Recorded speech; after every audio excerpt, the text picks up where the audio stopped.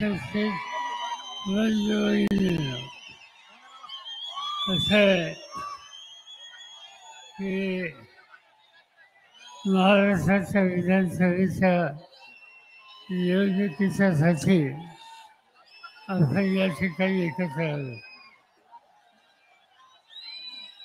ही निवडणूक महाराष्ट्राचं भवितव्य ठरवणारी निवडणूक आहे.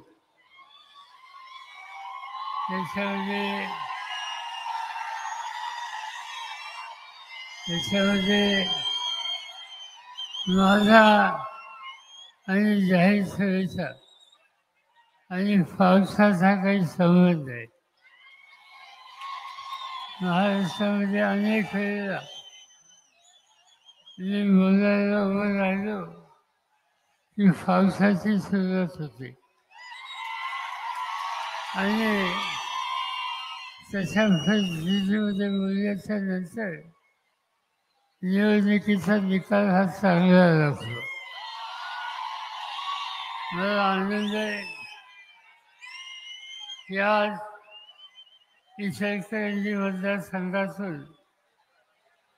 माझा करंजे हातकणंगलेमधून राजूबाबा आवळे, शिवमधून गणपतरावजी पाटील, व्यासपीठाचे सगळे प्रमुख नेते आणि उपस्थित बंधू-भगिनींनो, मध्यंतरी देशाच्या लोकशाहीची निवडणूक झाली.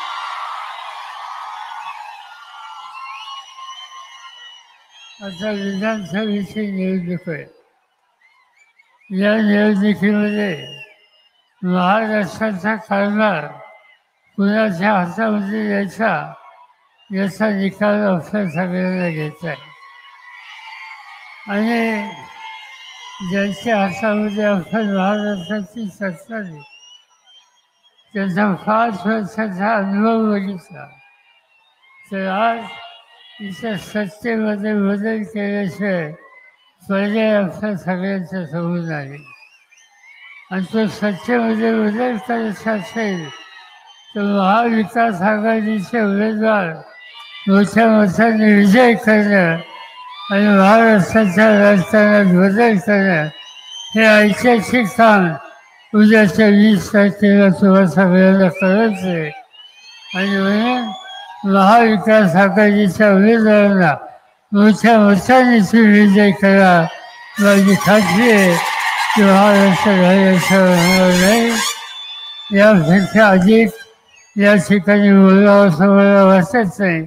भर पावसामध्ये तुम्ही या ठिकाणी आलात, आम्हाला लोकांची भूमिका समजून घेण्याची तयारी झाली, त्याबद्दल तुम्हाला सगळ्यांना लाख लाख धन्यवाद देतो आणि माझे 2 शब्द संपवतो.